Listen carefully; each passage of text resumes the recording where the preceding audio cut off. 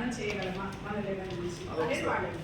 అలాగే ఇప్పుడు ఒక్కొక్కరు ఇప్పుడు మురళి గారు చాలా కేటగిరీగా చెప్పారు. ఫర్ ఎగ్జాంపుల్ ఇప్పుడు ఒక వీడి వీకర్లో ఉన్నటువంటి విమెన్ తనకు ఒక ఐడి కార్డ్ కావాలంటే అసలు ఎంత తను చక్కగా దాంట్లో ఉపయోగించి ఎలా చేసుకోగలిగింది. సో ఎవరి దగ్గరికి వెళ్ళకల్లా కొంచెం మినిమం నాలెడ్జ్ అంటే చాలా. సో అలా వాళ్ళకి వాళ్ళు ఓన్గా ఇప్పుడు మేము social help people to help themselves అని మాకు ఒక జనరిక్ ప్రిన్సిపల్ ఉంటుంది. సో అదేంటంటే help the people to help themselves అంటే వాళ్ళు సహాయం చేసుకునేటట్టు వాళ్ళకి మనం సహాయపడాలి.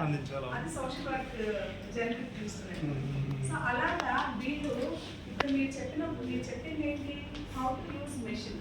సో ఆ మెషిన్ అనేది ఎలా యూజ్ చేయాలి, సో ఎలా దీన్ని మెషిన్ అనేది వర్క్ చేస్తుంది అనేది చెప్పారు. బట్ వీటికి ఏం కావాలి ప్రాక్టికల్గా వాట్ రజనీ సైడ్ ఇప్పుడు she is not a computer faculty.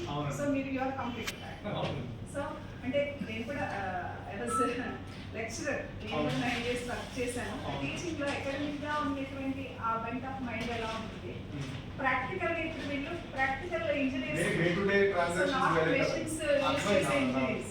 Practical engineers వాళ్ళకి ఏం కావాలి, ఇప్పుడు అలాంటి ప్రాక్టీస్ సిస్టమ్ ఏమన్నా మనం ఏ ద్వారా చేయగలమా. ఫర్ ఎగ్జాంపుల్ ఇప్పుడు హెల్త్ కూడా వాడి ఇంటికి ఇక్కడి నుంచి వెళ్ళినప్పుడు బాగానే ఉంటుంది. అసలు ఇక్కడి నుంచి వెళ్ళిన తర్వాత మళ్ళీ తిరిగి వచ్చేది తర్వాత పిల్లవాడు ఏమైనా మనకు తెలియదు, వాడి హెల్త్ ఎలా ఉందో తెలియదు. హెల్త్ మానిటరింగ్ సిస్టమ్ లేదు. ఇప్పుడు జస్ట్ రీసెంట్గా నేను I came to know that ఒక హెల్త్ మానిటరింగ్కి మనకి ఒక ఏఐ డాక్టర్ ఉంటారని చెప్పి ఒక న్యూస్ నేను చదివాను. అంటే ప్రతి ఇంటికి ఒక ఏఐ డాక్టర్ ఉంటారు. సో అదే మనల్ని హెల్త్ మానిటర్ చేస్తుంది.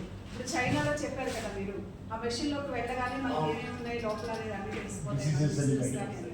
అలానే ఒక హెల్త్ మానిటరింగ్ సిస్టమ్ అనేది సో మనకి త్వరలో రాబోతోంది అనేది ఒక న్యూస్ స్ప్రెడ్ అవుతాము. సో ఇవాళ వాళ్ళకి ఏం కావాలి అనేది ఫీడ్బ్యాక్లో వాళ్ళు చెప్తారు. మీరు చెప్పింది వాళ్ళకి కొంతవరకు ఒక 20% 30% ఉపయోగపడితే 70% వాళ్ళకి ఏం కావాలి, ప్రాక్టికల్ నాలెడ్జ్ కావాలి. నాట్ అంటే మెషిన్ ఎలా పనిచేస్తున్నారు, ఆల్రెడీ మెషిన్ వచ్చేసింది మా చేతిలోకి. ప్రతి వాళ్ళ దగ్గర ఒక మెషిన్ ఉన్నట్టే కదా, మొబైల్ ఉందంటే everything is possible under hand కదా. ఉన్నట్టే ప్రతిదీ మన చేతిలో ఉన్నట్టే కదా. సో దానికి ప్రాక్టికల్గా ఎలా మన నాలెడ్జ్ అప్గ్రేడ్ చేయాలి. సో సురేష్ గారు చెప్తారు. సో అలానే ఇప్పుడు 2 ఆస్పెక్ట్స్ మనం తీసుకొచ్చారు, ఎడ్యుకేషన్, హెల్త్ అన్నారు.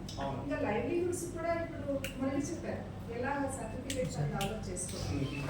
అలానే ప్రతి ఆస్పెక్ట్కి కూడా ఇప్పుడు ఫర్ ఎగ్జాంపుల్ నేను as I mentioned 4 pillars of the welfare, education, health, livelihoods, infrastructure. So ఈ 4 pillars కావాల్సినటువంటి how best we can integrate. So ఆ ఏ నాలెడ్జ్ని ఏ విధంగా మనం ఇంటిగ్రేట్ చేయగలుగుతాము అనేది ఒక్కొక్కరి దగ్గర నుంచి మనం ఫీడ్బ్యాక్. సో ఎవరి పార్ట్